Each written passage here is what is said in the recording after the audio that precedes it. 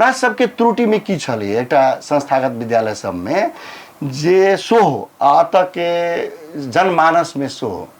वही में पत्रकार समेत में कोनो न्यूज अबे तब माने न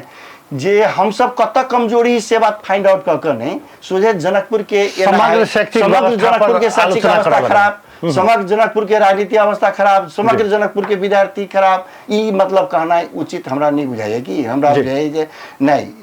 विगत के तुलनात्मक दृष्टिकोण से अहाँ देखियो तो जनकपुर के शैक्षिक अवस्था कत कत खसल है तो विचार करू न हमहू सब स्वीकार करे लेल तैयार छी केला तो हमहू सब शैक्षिक हब या सब दिन से रहले या तेकरे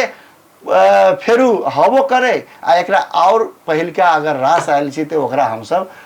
पुनः वही अवस्था में जाय चाहे छी, वही से बढ़िया अवस्था में जाय चाहे छी,